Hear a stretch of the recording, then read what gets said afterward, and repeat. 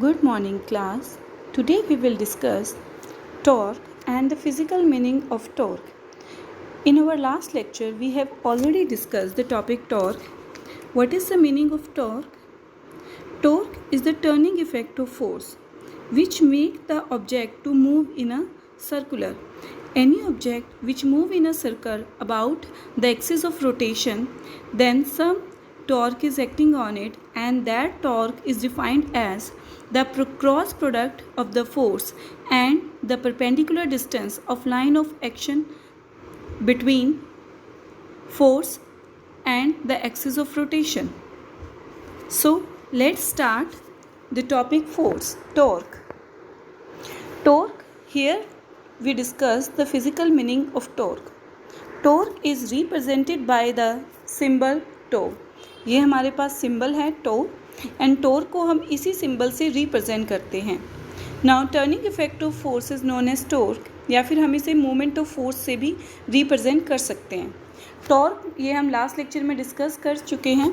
Torque is represented as the cross product of force and the perpendicular distance between line of action of force and axis of rotation. Now let's discuss the physical meaning.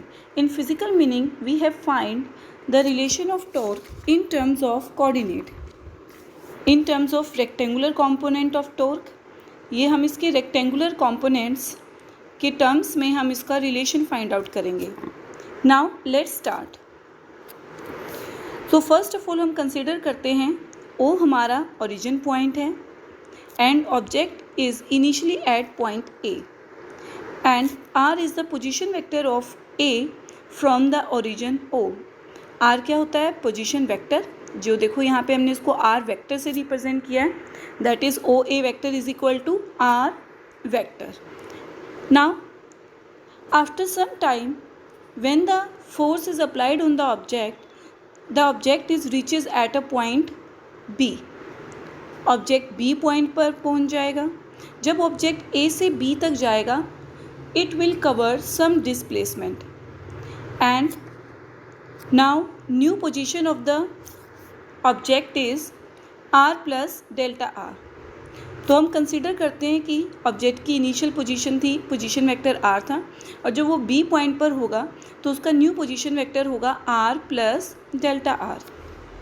Now from triangle law of vector addition we find the relation for displacement, that is for A B.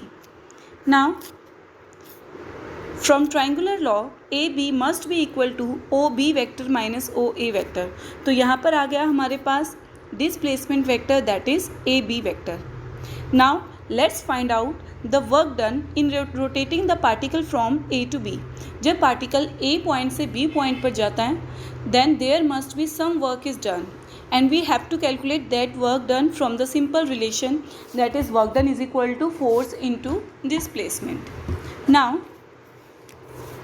so here is the relation work done is equal to force into displacement. अब हमें rectangular component की form में relation find out करना है, तो हम force के rectangular components लिखेंगे, that is F is represented as F X. X हम यहाँ पे सबस्क्रिप्ट में लिखेंगे into I cap. I cap यहाँ पर क्या है? It is a unit vector along X axis. Now F Y is the vector, it is the component of force along y axis, and J cap is the unit vector along Y axis. तो एक तरह से ये हमारा force को हमने एक तरह से रिजॉल्व करके लिख दिया है. क्लियर? नाउ सिमिलरली जो डी आर क्या है, वो भी हमारा एक्स एंड वाई के अलोंग उसके रेक्टेंगुलर कंपोनेंट होंगे. डी एक्स हो गया उसका एक्स डिस्टेंस एक तरह से, डी वाई क्या हो गया उसका वाई डिस्प्लेसमेंट हो गया, एंड आई और जे क्या है हमारे unit vector along I J. It means x direction और वाई डायरेक्शन के अलोंग उनके यूनिट वेक्टर्स हो गए. ना अब आपको इनको सिंपली प्रोडक्ट करना है हमें इनका. तो प्रोडक्ट हम कैसे करेंगे? यहाँ पे देखिए हमने डॉट प्रोडक्ट लिखा हुआ है.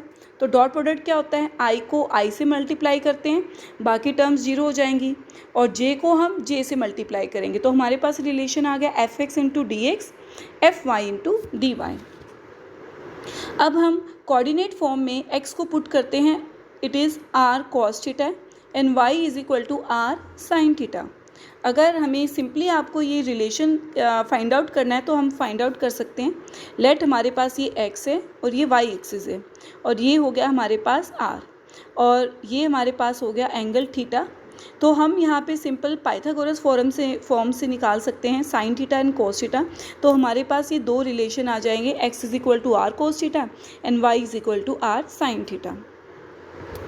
नाउ अब हमारे पास ये दो रिलेशन हैं एक्स और वाई और इनको अब हम अगेन डिफ्रेंशिएट करेंगे with respect to angle theta, क्योंकि हम थीटा के रिस्पेक्ट में इसलिए इसको डिफ्रेंशिएट करेंगे क्योंकि theta is a variable quantity here, क्योंकि when the object is moving from a to b what quantity is vary, that is the angle, that is theta, क्योंकि जब ऑब्जेक्ट ए से बी तक जाता है तो एंगल ही वेरी करता है, that's why we differentiate with respect to theta.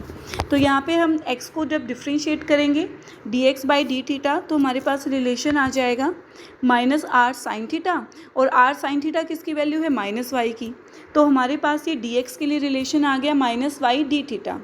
अब हम सिमिलरली थर्ड इक्वेशन को डिफ्रेंशिएट करेंगे तो हमारे पास यहाँ पे रिलेशन आ जाएगा dy is equal to X D theta. अब इन दो वैल्यूज़ को, it means equation number 2 and 3, इन दोनों को वैल्यू को हम पुट करेंगे 1 में। तो जो हमारी डिफ्रेंशिएशन वाली इक्वेशन आई है उनको पुट करो, F X minus Y D theta F Y X D theta. Clear? Now अब यहाँ से हम डी थीटा कॉमन लेंगे तो अंदर क्या आ गया, X F Y minus Y F X. अब इस इक्वेशन को हम कंपेयर करेंगे work done for rotational motion, तो वो हमारे लिए होगा टो इंटू डी थीटा। जो हमने कल जो मैंने टॉपिक आपको सेंड किया था वहाँ पे हमने एक रिलेशन फाइंड आउट किया था, that is work done by a torque. Work done by a torque is the product of tau into the angular displacement. तो यहाँ से अब हम इन दोनों को कंपेयर करेंगे तो हमारे पास देखो डी थीटा, तो यहाँ से डी थीटा है तो टो किसके इक्वल होगा, इस रिलेशन के इक्वल। तो हमारे पास ये आ गया टॉर्क के लिए रिलेशन। क्लियर? तो x F Y minus Y F x, ये रिलेशन है हमारे पास when the object moving in x Y plane. Similarly हम फाइंड आउट कर सकते हैं when the object moving in y z plane and z x plane, we can find the same relation.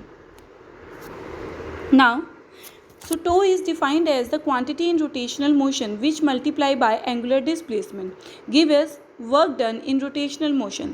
This is the physical meaning of torque. तो physical meaning हो गया torque का कि torque को हम कैसे रिप्रेजेंट करेंगे। हम टॉर्क को जैसे हम वर्क डन में रिप्रेजेंट करते हैं, it is the rotational motion, तो हम ऐसे ही जब हम उसको वर्क डन को हम रिप्रेजेंट करते हैं टो एंड डी थीटा से, वही उसका फिजिकल मीनिंग है। नाउ अब हम साथ ही साथ इसको प्रूव कर सकते हैं कि टो को हम उसमें कोऑर्डिनेट फॉर्म में कैसे रिप्रेजेंट करेंगे। क्लियर? So let's start. तो सबसे पहले हो गया हम पोलर कोऑर्डिनेट की फॉर्म में इसको रिप्रेजेंट करेंगे। हम already we have relation that is tau is equal to F X Y minus Y F X. Now अब हमारे पास ये रिलेशन है that is work done of the torque, तो ये हो गया हमारी टो का रिलेशन और ये हो गया डी थीटा। तो हमारे पास वर्क डन ही रिलेशन आता है D W is equal to tau into D theta. तो हमने वैल्यूज़ पुट कर दी, टो की वैल्यू ये है। अब हमें यहाँ पर एफ एक्स को पुट करना है F cos alpha, F Y क्या हो जाएंगे F sine alpha, X R cos theta, Y R sine theta. Clear?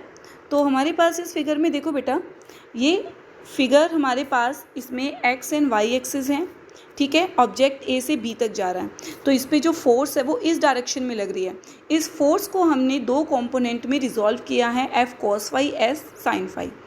Clear? तो साइन फाई यहाँ पे क्या है, it is the angle that is phi. Clear? और यहाँ पे अगर हम देखें तो ये अगर एंगल हमारे पास फाई है तो ये भी एंगल हमारे पास कितना होगा फाई। तो हमने ये इस रिलेशन से वैल्यूज़ फाइंड आउट किए। तो सेम डायग्राम हम पोलर और रेक्टेंगुलर में दोनों में अप्लाई कर सकते हैं। क्लियर? नाउ सो अब यहाँ पे हम x को आर कॉस थीटा, y को आर साइन थीटा पुट करेंगे। क्लियर? अब यहाँ पे हम जो हमारा टो का रिलेशन है that is f sine alpha minus Y f sine cos phi, यहाँ पे हम इसको एक्सपेंड करके लिखेंगे। f को हमें x को हम पुट करेंगे r कॉस थीटा एफ को एज इट इज़ रखो, वाई को आर साइन थीटा, इसको एज इट इज़ रखेंगे।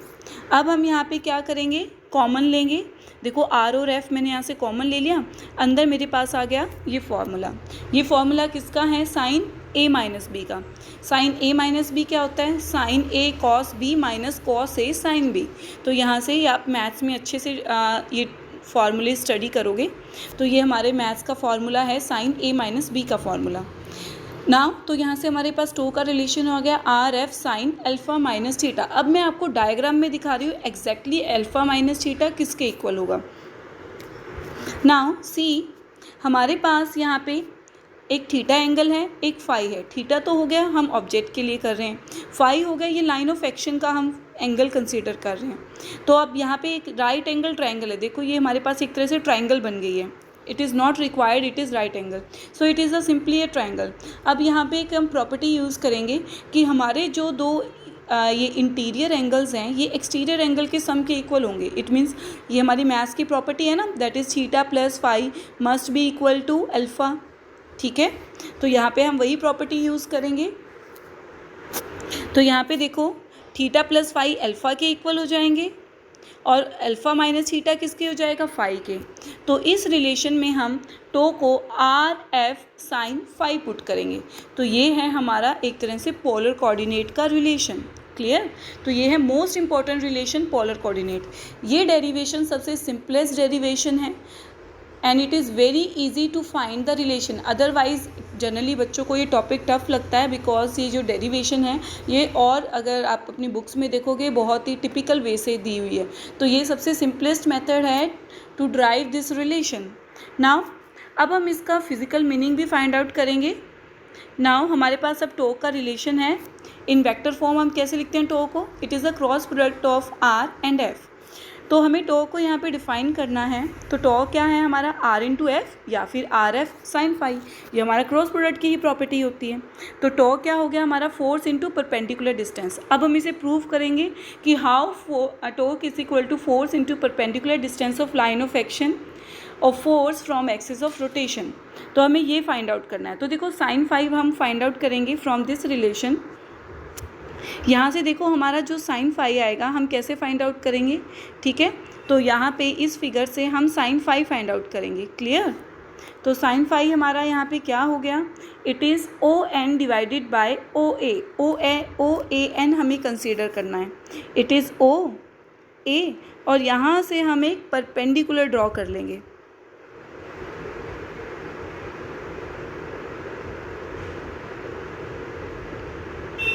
ठीक है, तो यहाँ से हम साइन फाई निकाल सकेंगे। तो वो हो गया हमारा ओ एन डिवाइडेड बाय ओ ए। तो ओ एन डिवाइडेड बाय ओ ए किसके इक्वल है, आर के इक्वल है। क्लियर, तो अब यहाँ से देखो अब टो में इसको पुट करो, आर एफ साइन थीटा की जगह हम इसे पुट करेंगे, आर से आर कैंसिल, तो हमारे पास क्या आ जाएगा, force into perpendicular distance that is O n. So हमारे पास ये रिलेशन आ गया कि हमारे पास जो टॉर्क होता है क्या होता है, force, it is the product of force and perpendicular distance of line of action of force from axis of rotation. Clear, so ये हमारे रेडियल कंपोनेंट है। किसी भी जैसे हम फोर्स को रिप्रेजेंट करते हैं ये उसका रेडियल कंपोनेंट होता है, एक उसका ट्रांसवर्स कंपोनेंट होता है। क्लियर, तो हम टोर को इस तरह रिप्रेजेंट करते हैं in forms of radial component and transverse component. You can write the direct relation from here. Now the most important, what is the direction of torque. देखो जब हमने क्रॉस प्रोडक्ट किया था तो हमने वहाँ पे एक स्क्रू रूल बताया था कि स्क्रू रूल के अकॉर्डिंग हम क्रॉस प्रोडक्ट में डायरेक्शन फाइंड आउट करते हैं। तो यहाँ पे क्रॉस किसका है, आर का और एफ का। तो जिस प्लेन में आर और एफ लाई करते हैं उस प्लेन के परपेंडिकुलर जो भी अपवर्ड डायरेक्शन होती है तो वो रिप्रेजेंट करती है टो की डायरेक्शन।